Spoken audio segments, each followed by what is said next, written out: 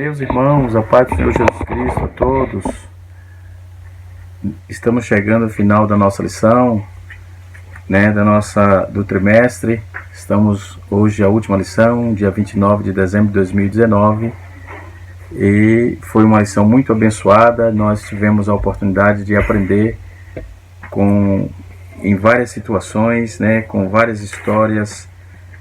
Tivemos aí um vasto aparato de material histórico, sociológico, bíblico e assim sucessivamente. Então, escriturístico, podemos fazer a nossa exegese, podemos estudar, ir para os textos bíblicos para a alusão do que a Bíblia realmente e o que o nosso comentarista quis passar, Só não estudou quem realmente não gosta, mas teve bastante oportunidade de se aprofundar e assim sucessivamente. Então, hoje nós vamos estudar, vamos finalizar com a velhice de Davi, A velhice de Davi. O texto bíblico em classe está no capítulo de número 23 de 2 Samuel, o versículo de 1 a 7, Para quem tem o livro de apoio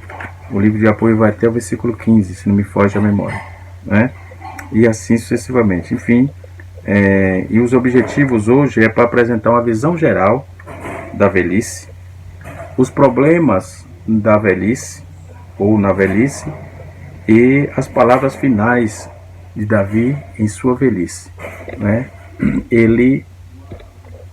Ele pôde trazer assuntos assim muito claro, onde ele lembrou das suas e até mesmo das suas desgraças. E mesmo isso, nós vamos ver aqui na frente que mesmo assim ele foi perseguido por um dos seus filhos, Então a vida de Davi não foi fácil, desde quando nasceu até os dias de sua morte, não foi fácil.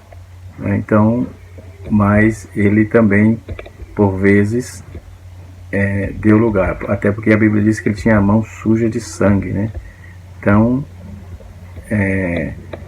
a velhice trouxe a Davi alguns prejuízos. Na verdade, alguns prejuízos, algumas lembranças, E assim sucessivamente. Então, nós vamos encontrar Davi falando sobre essa questão, Então, o tema, a questão da velhice não é nem pejorativa, Não é uma questão pejorativa, pelo contrário, até porque todos nós esperamos em Deus chegar na velhice, Então, ele não ele não fala apenas a questão não é falar só apenas na idade, Mas também na maturidade. Velhice traz maturidade, traz experiência, O escritor usou uma palavra aqui, seibar, Seibar, que define como cabelos grisalhos, cabeças encanecidas. Nas escrituras, a velhice é vista como uma fonte de bênção, porque tem vários cargos na igreja do Senhor Deus que precisa de pessoas de idade, até mesmo que não é pessoas velhas, mas pessoas que têm experiência. Não estamos falando de velho, mas estamos falando de experiência, Então nós vamos encontrar alguns contextos bíblicos, e também trazendo a questão da velhice no que diz respeito a Davi, Então nós vamos observar que a Bíblia vai nos nortear e vai dizer que os dias do homem é 70, era 120 anos. Começou no Gênesis, capítulo 6, versículo 3. Diz que o Senhor disse que o dia do homem seus dias seriam 120 anos. Vamos encontrar também na Bíblia, em outra oportunidade, que diz que é 70, 80, o que passa disso é fadiga e cansaço. E assim sucessivamente. Então, vamos partir para a nossa lição, ok? Então, dentro do contexto da velhice, nas Escrituras é vista como fonte de bênção, conforme eu já disse, né? Na velhice darão ainda os frutos, como está escrito em Salmos, capítulo de número 92, versículo 14. Então, a velhice pode ser boa ou ruim. Isso depende da forma que você viveu ao longo da sua vida, não é? Como você levou a sua vida, né? Você se cuida, você se precaver, você toma cuidado. Na verdade, todos os homens, nós somos falhos, né? Mas no quesito da nossa vida precisamos cuidar, porque lá na frente a vida vai cobrar. A velhice chega, as células começam a morrer e você precisa parar para fazer imaginar e fazer introspecção com você mesmo, não é? Para que possa rever conceitos, para poder chegar na sua velhice e chegar bem. Não só chega bem fisicamente, mas chega bem com Deus, servindo ao Senhor, não é? Deixando exemplos. Quando você porventura errar, deve se dirigir a alguém que você errou, pedir perdão, né? E assim sucessivamente. Então, a vida de Davi, nós sabemos que Davi viveu de forma... Davi era homem valente, era homem de guerra, isso a gente já viu em lições anteriores, mas Davi teve dificuldades na sua vida, e inclusive foi um homem que conquistou bastante coisa, não é? Mas também teve bastante inimigos, né? Até devido ao seu pecado, trouxe a ele uma série de problemas, não é? Então nós vamos trabalhar isso, não é? E doravante, para que possamos aí sintetizar e finalizar a nossa revista. Nessa lição, estudamos assunto pertinente, conhecemos um pouco do livro de Samuel, conhecemos também as tradições de Siló, um pouco também. Eu ainda pretendo fazer um vídeo só sobre as tradições de Siló, não é? E o quanto isso é importante para a historicidade e para o nosso aprendizado, não é? E assim sucessivamente. Então vamos para a nossa lição, não é? Que vai também nos embasar para a continuidade da nossa vida cristã e vida secular, né? Então, os últimos momentos de Davi, já na velhice, foram conturbados, né? 1 Reis vai nos trazer aqui, no livro de 1 Reis, eu fiz aqui uma exegese do texto e pude observar que ele teve aí situações escabrosas, né? E até alguma surpresa, mas na verdade não seria surpresa. Eu entendo que foi conivência mesmo. Não sei se porque ele estava velho, não ligou mais e tal, mas quando Deus dá uma coisa, ele não deixa que ninguém tome. Próprio Deus usou pessoas, a própria Betseba foi usada, o profeta Natan, e assim sucessivamente, para que não deixasse que os projetos, de Deus fossem impedidos, não é? Porque mesmo Davi sendo rei, já era predito também que Salomão assumiria o trono, entendeu? Então, e já tinha gente, no caso de Adonias, querendo tomar, né? Querendo pegar o trono que Deus havia dado a Davi, ou seja, escolhido, chamado Davi, mas já tinha gente querendo usurpar. E assim nós vamos aprender um pouco sobre essa situação, ok? Muito bem, se você que esteve comigo nesses 3 meses, né, pode fazer suas observações, pode fazer suas considerações, para que a gente possa melhorar, ok? Muito bem. Eu vou começar com uma frase assim: o humilde menino pastor, filho de um homem desconhecido ou pouco conhecido, foi exaltado pelo poder divino, foi feito rei no período crítico da história de Israel, certo? Esse moço chama-se Davi, não é? E vai começar a falar de Davi, dessa questão do final de Davi. Davi vai praticamente, no capítulo 22 de 2 Samuel, ele vai praticamente cantar o Salmo 18, né? Então ele vai começar a fazer algumas elocução sobre essa questão e tal. E nós vamos entender, doravante, que ele preparou, ele citou sobre o reinado de Cristo, né, que seria da sua descendência praticamente. E assim se cumpriu. No caso, ele soltou alguns oráculos, né, e assim esses oráculos se dirigia diretamente para a questão de estar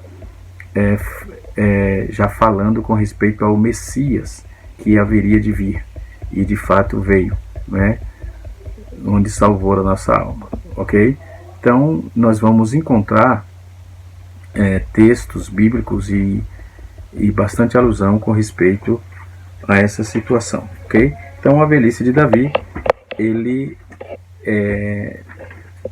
teve algumas dificuldades. Nós vamos entender a questão geral da velhice. Conforme eu já disse, a velhice não é um problema, não é? A velhice, todos nós vamos passar por lá, não é? Eu espero que chegamos. Tem gente que vai cedo, né? Mas eu espero que você, você ouvinte, você que está me assistindo, possamos chegar até o propósito que Deus tem nos concedido, ok? Muito bem. Na concepção das antigas e modernas, há 2.500 anos, os filósofos egípcios, por exemplo, Part Hopt, o escritor colocou aqui, e eu também dei uma olhada no documento, descreveu a velhice como um maior infortúnio, né? Então, e pode atingir o ser humano. Tem gente hoje que tem a velhice, eles discriminam, né? Eles se pintam, eles mudam, eles querem fazer. Eu entendo que isso seria desfazer da natureza, né? Mas não tem como, porque é implacável. O tempo é implacável, entendeu? Então não tem como fugir dele, não tem como. William Shakespeare, ele via visão, ele não via visão com bons olhos. O escritor nosso Moisés colocou aqui na revista, entendeu? Então ele relatou que os anos, né, crepusculares traz aí uma segunda infância, né, e simples esquecimento. Meus pais, por exemplo, meus pais são de idade também, eu já sei como é que funciona isso, né? Então chegaram os dias de Davi morrer, ou ele mandou Salomão assumir o trono, né? Então o texto vai dizer que essas são as últimas palavras de Davi. Versículo 1 do capítulo 23 de 2 Samuel diz: essas são as palavras do rei Davi, filho de Jessé, e diz o homem que foi levantado em altura, ungido de Deus, de Jacó, e a suave em salmos, né? E o Espírito do Senhor falou por mim, ele mesmo dizendo, e a sua palavra esteve na minha boca. Disse o Deus de Israel, a rocha de Israel, a mim me falou. Haverá um justo que domine sobre os homens, que domine sobre o temor de Deus. Eu entendo que esse texto fala do Messias, né? E assim sucessivamente. Versículo 4: e será como a luz da manhã, quando sai o sol da manhã sem nuvens, quando pelo seu resplendor e pela chuva e a erva brota sobre a terra. Ainda que a minha casa não seja tal para com Deus, contudo estabeleceu comigo um concerto eterno. Também entendo que esse concerto eterno está extensivo ao Cristo, né? Davi já estava dizendo que a casa dele não foi bem, né? Ele foi o maior responsável da casa dele não ter ido bem. Nós vimos os problemas que ele teve, né? E ele foi um dos maiores responsáveis por essa decadência, né? Isso já vimos em aulas anteriores, né? Porém, os filhos de Belial serão todos como os espinhos, versículo 6, que se lançam porque se ele não pode pegar com a mão, mas qualquer que as tocar se armará de ferro e da haste de uma lança, e o fogo serão totalmente queimados no mesmo lugar, né? E assim o texto prossegue. Então, segundo alguns filósofos, conforme já lemos, e algumas razões, vamos ver que a velhice,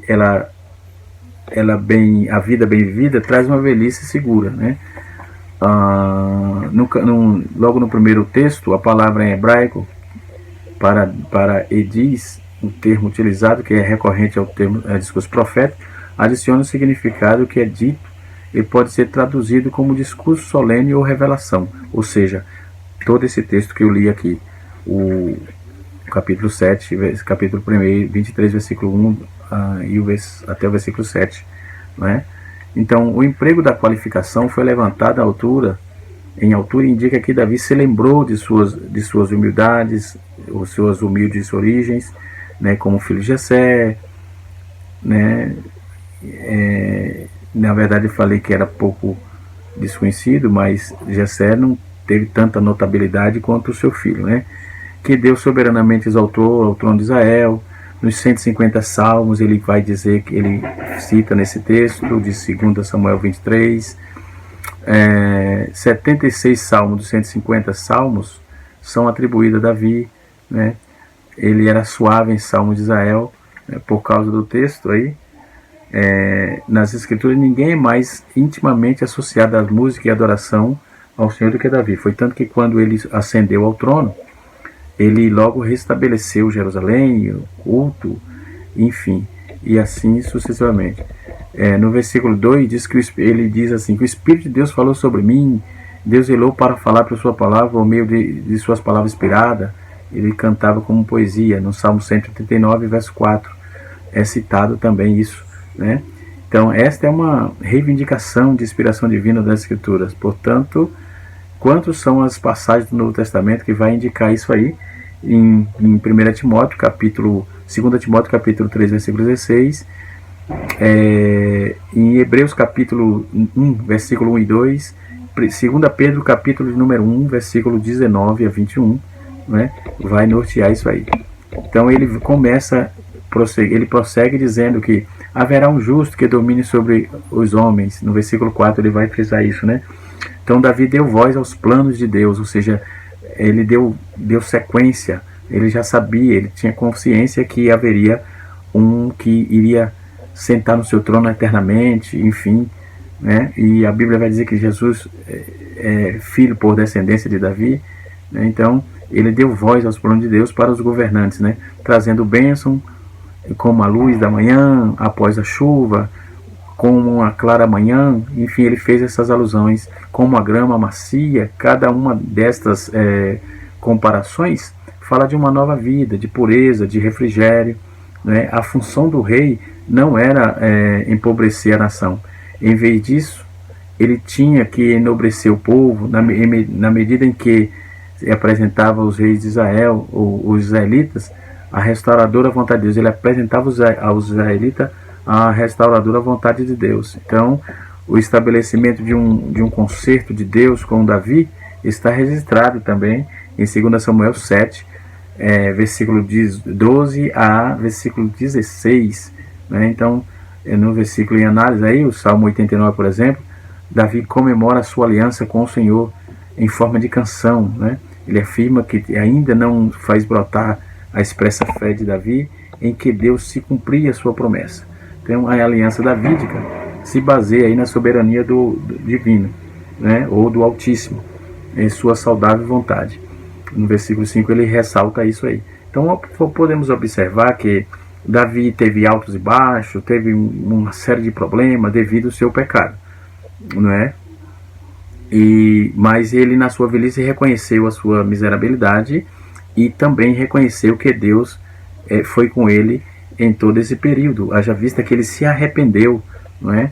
Haja vista que ele se arrependeu conforme vimos no Salmo 51, não é? Quando ele percebeu que o profeta Natã o advertiu, ele voltou atrás, não é? Mas como o Senhor tinha também prometido a ele que a espada permaneceria para sempre depois daquilo, então foi as consequências, né? E até na sua velhice, o seu filho Adonias tentou usurpar o trono, né? Isso nós vamos falar logo mais, né? Para você ter uma noção da problemática, né? Então os filhos de Belial, tem um termo no versículo 7, vai dizer os filhos de Belial, deixa eu ver aqui, versículo 7, versículo 6, porque os filhos de Belial, porém os filhos de Belial serão todos como gramas, como o espinho, ou melhor, que foram lançados para que não possa pegar com a mão. Então, os filhos de Belial, o termo aqui hebraico é usado para indicar o desprezo, o escárnio, que foi a mesma palavra que o ímpio Simei disse a Davi. Né? Simei fez essa alusão, tentando menosprezar ou desprezar Davi, quando esse estava fugindo, né, da rebelião de Absalão. Quando Davi estava fugindo, Simei fez essa citação, conforme está em 2 Samuel, capítulo 16, versículo 7. Em lições anteriores nós trabalhamos essa proposta, né? Então o vocábulo também foi empregado para descrever Seba, né, o canalha da tribo de Benjamim. 2 Samuel, capítulo 20, versículo 1. Davi antecipou o julgamento de Deus sobre os perversos, que eram semelhantes aos espinhos, ou semelhante a espinho, os quais só serviam para serem queimados. Então, esse texto vai dizer basicamente isso, né? Então, e assim sucessivamente. Então, quando Adonias tentou usurpar o trono, né, no capítulo 1 de 2 Reis, de 1 Reis, ele é advertido por Betseba e pelo profeta Natan. Isso nós vamos ver aqui à frente, né, quando ele não havia percebido, ou foi conivente, né, ele percebeu que os problemas se agravaram, né? Então, dentro do contexto da velhice, nós vamos aí observar que, além de diferentes formas de tratamentos que é destinado aos idosos, né, sendo as pessoas ainda não, mesmo assim as pessoas não respeitam, chamam de velhos e etc e tal. Pelo menos no nosso país existe discriminação para tudo, querendo ou não, isso é um fato, né? Talvez alguém ache isso polêmico, mas está patente isso aí, né? Isso aí está visível, não tem nem como esconder. Aqueles que podem ser chamados gentilmente por outro nome, velho, significa um termo pejorativo, né? E assim sucessivamente. Por exemplo, na Bahia, estado de onde eu sou oriundo, fala sempre essa terminologia, entendeu? Então, além de diferentes formas de tratamento destinadas aos idosos, sendo muitas pessoas ainda não respeitam, chamam de velho, aqueles que podem ser chamados gentilmente por outro nome, significa velho dentro do sentido pejorativo. Mas a nossa Constituição, a lei do país, tem o Estatuto do Idoso. E dentro do Estatuto do Idoso tem prerrogativas que favorecem os nossos idosos, ok? Trazendo algumas coisas da velhice sobre degradação, né, e as etapas que passam, né? A vida do ser humano é feita de etapas: nascimento, desenvolvimento, crescimento, e depois vai decrescendo, não tem o que fazer. Com esse texto que a Bíblia nos alude, no 2 Samuel, eu entendo que todos têm um tempo de parar, todos têm um tempo de passar o bastão para alguém, todos nós, né? Então a velhice é uma subjetiva complexa, né?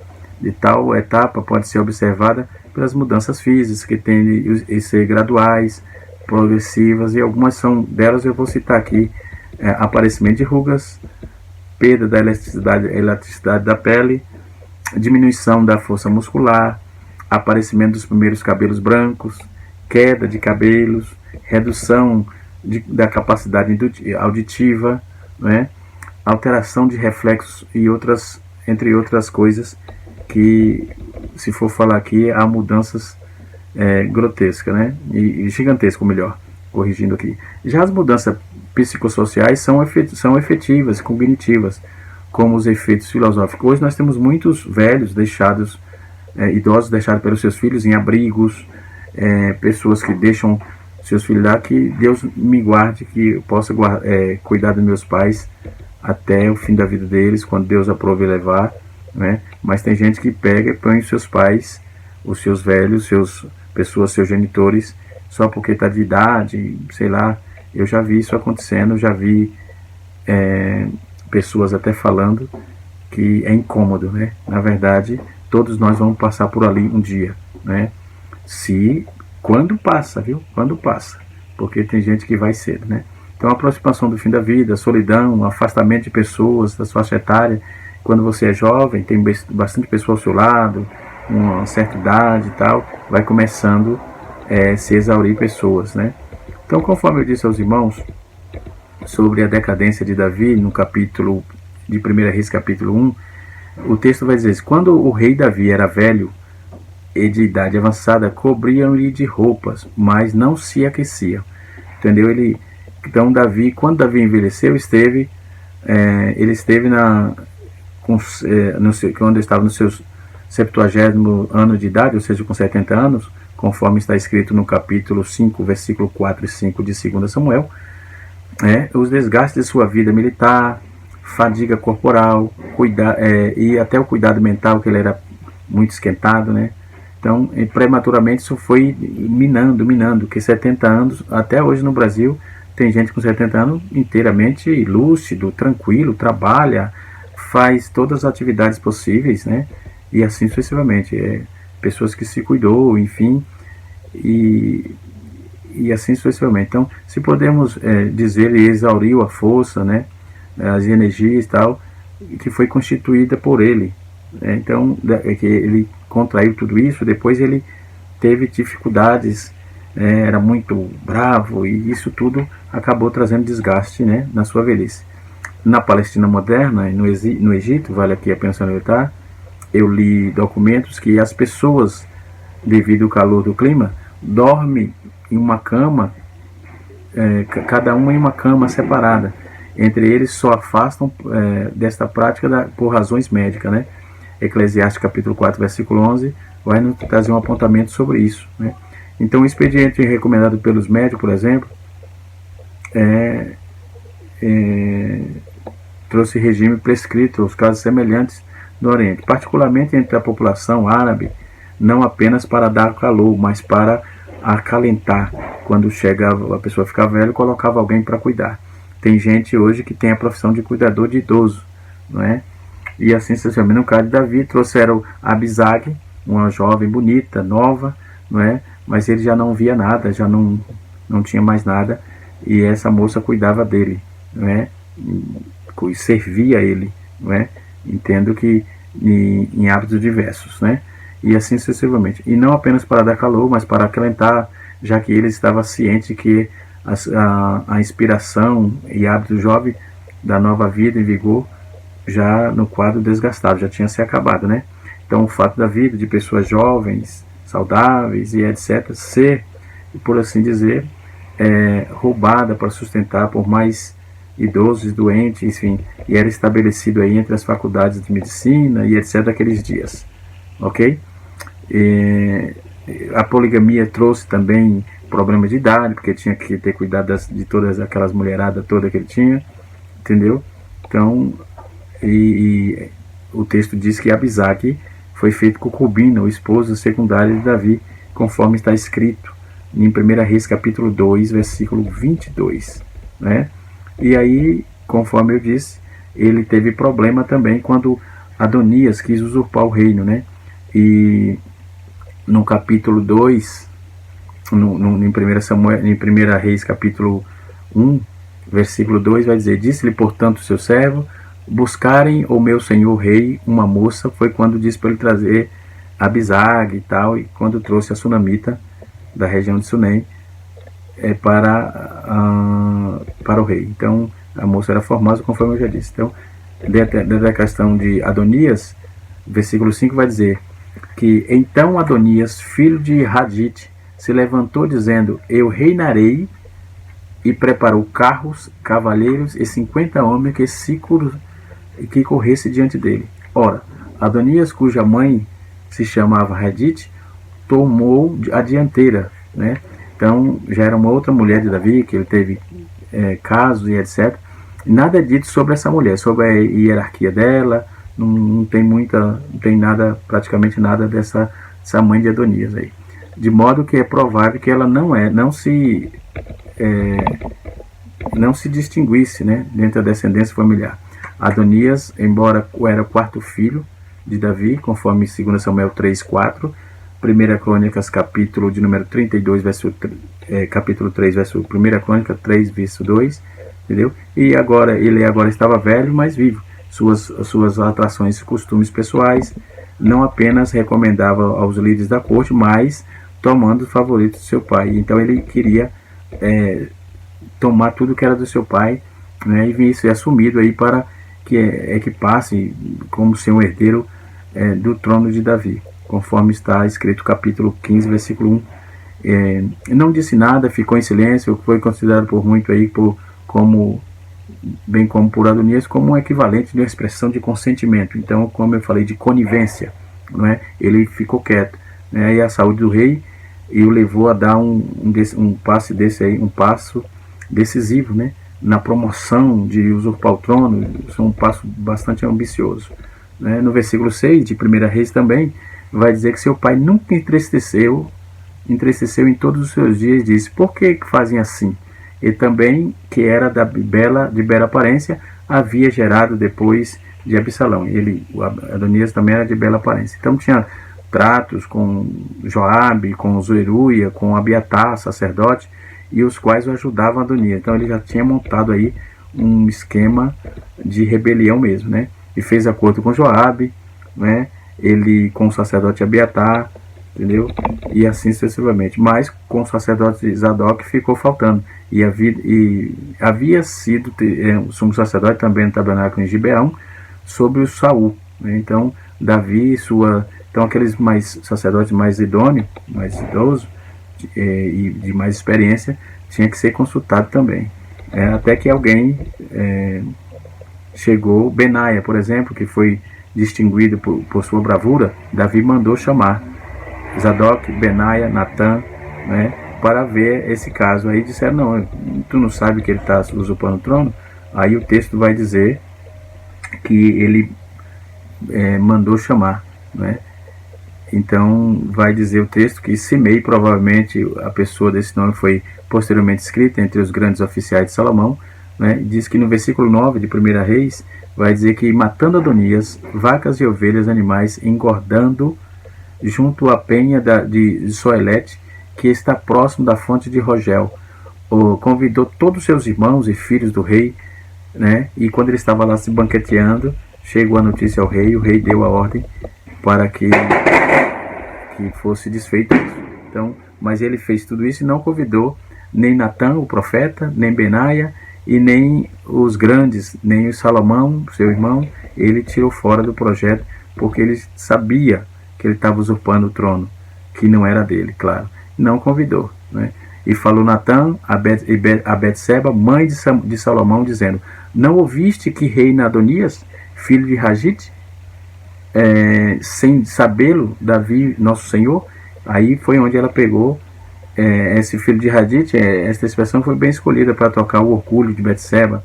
Adonias, ela já apontou logo, né? Ragite é tua oponente, né? Então ela logo se... Entendeu? Adonias não é teu filho, mas filho de tua rival. Era isso que ele queria propriamente dizer, segundo o texto aqui. Então, vem, pois, agora, toma o seu conselho para que guardes a tua vida e a vida de teu filho Salomão.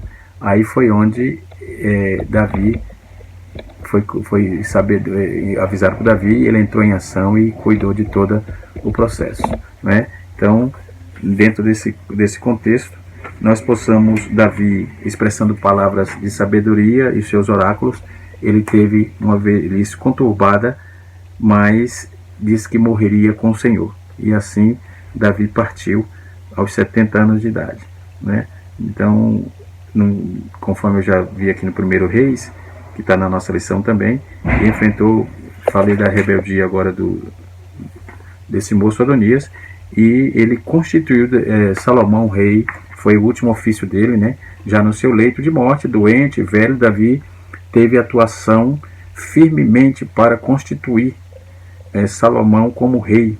Ele chama Zadok, Natã, Benaias e passa-lhe a necessária instrução, seguindo os costumes da separação, onde foi ao vale, ungiu e anunciou em público, né? Então a ordem de Davi era que Salomão fosse colocado em sua mula, que o seu servo tinha as mulas dele, mas a mula real não podia usar, e quem usasse estava sob pena de morte, né? Mas ele autorizou que levasse, né? E colocasse aí todo esse processo normal da separação, da consagração e da unção de Salomão como para ser ascendido ao trono, né? Então, sobre a qual somente o rei andava, ele foi escoltado até Gion, né? em direção ao Vale de Cedro, a unção foi feita por Zadok, que é o sacerdote. Tem que ter sacerdote para fazer a unção, né? Com o óleo do tabernáculo, perante todo o povo, a cerimônia foi feita e a coação. Mas uma curiosidade importante é que quando Adonias ficou sabendo que estava terminando a festa, a bebedeira toda, e comes e bebe, ele ficou sabendo, ele parou logo, e o texto vai dizer em 1 Reis que ele se curvou a Davi, a Salomão, e se prostrou para não querer guerra, porque Salomão tinha autoridade para tentar estipá-lo, né? Desejo que Deus abençoe a todos vocês, que a boa mão de Deus recaia sobre as vossas vidas. No próximo trimestre estaremos estudando sobre a origem e sobre antropologia, é o tema da nossa lição no próximo trimestre, que vai começar no dia 5 de janeiro de 2020. Deus abençoe a todos, um abraço e até a próxima aula, se Deus assim me permitir, que será a primeira aula de 2020. Um abraço a todos e até a próxima.